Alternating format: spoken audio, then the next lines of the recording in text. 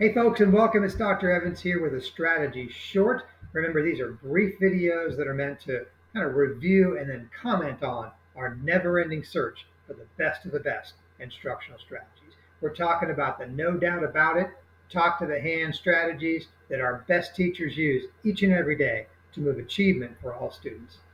Now remember, our only goal here is to learn and grow together, to maybe push our thinking a little bit, to challenge our assumptions, and of course, to honor and celebrate the great work of our teachers in our classrooms across our communities. Now, our topic today is right up here. How does teacher-guided practice support student mastery of content? Very, very challenging topic, but a very important one in our classrooms. So let's jump right in. Now, before we begin with today's topic, I wanted to draw our attention to this graphic here I put together for us that I think helps kind of situate and give us context to today's conversation around guided practice.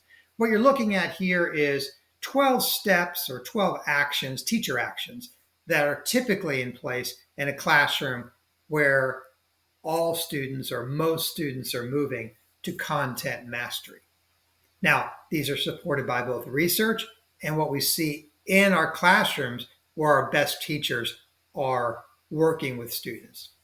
Now, I want to say a couple things about just sort of the order of these or even the names assigned to these steps.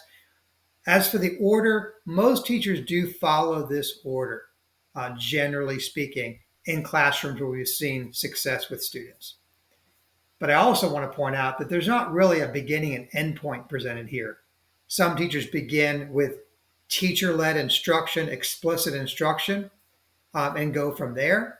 And some teachers don't. Some teachers begin by letting their students get their hands dirty a little bit and explore the content before the teacher-led instruction. So there's different entry points and exit points to this work that we all do. So just keep that in mind. That being said, the only other thing I want to say about the graphic is if the names are unfamiliar to you or you call something by a different name, that's perfectly fine. If you want to learn a little bit more about one of these, go to one of the other videos and I'll unpack each one of these one at a time through these strategy shorts. Otherwise, let's get to today's topic, which is guided practice.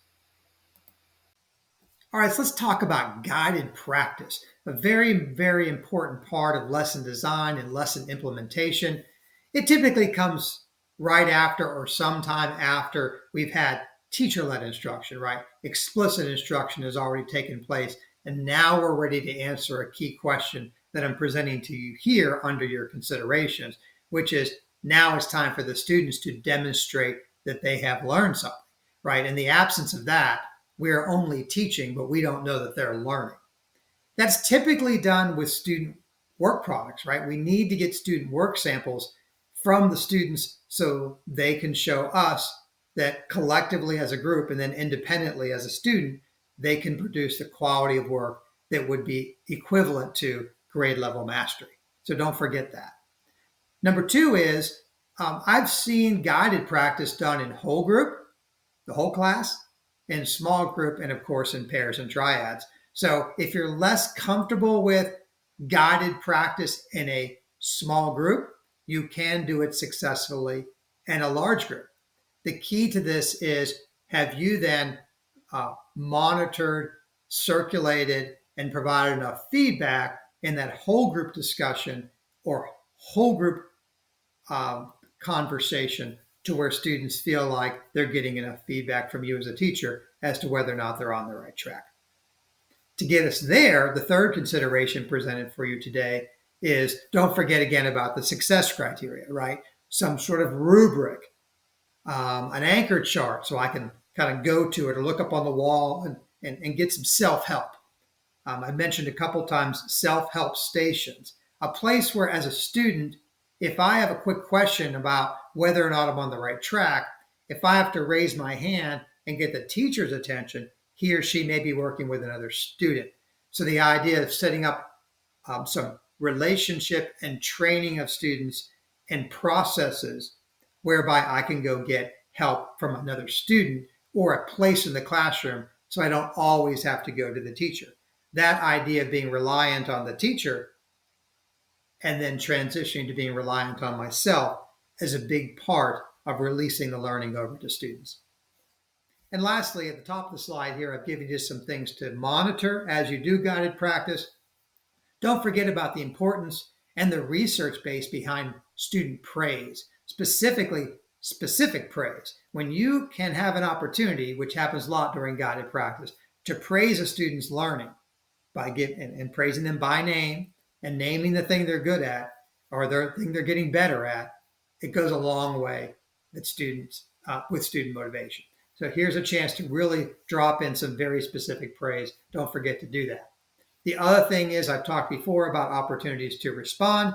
Again, during guided practice, we want as many students to chime in as possible. And right, that's an equity issue, and that is an issue of getting all students to mastery. Don't forget that very important step. There's lots of strategies around how to get students to all respond and not just a few students to respond. Don't forget that we want to do things in small chunks.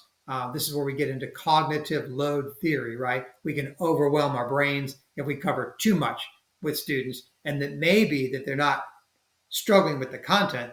We just asked them to do too much during guided practice and we lost them. So that's a very important thing for us to know a little bit more about, and I'll probably cover that in more detail in a future video. And lastly, don't forget that students sometimes master the content very quickly. While these other students are struggling, here's some students over here during guided practice that I've determined already have mastered it. So we have to have something for them to go move on and do that's enriching for them while I'm helping these students over here. So don't forget about those enrichment activities, which can be pre-planned and are a very important part of great lesson design.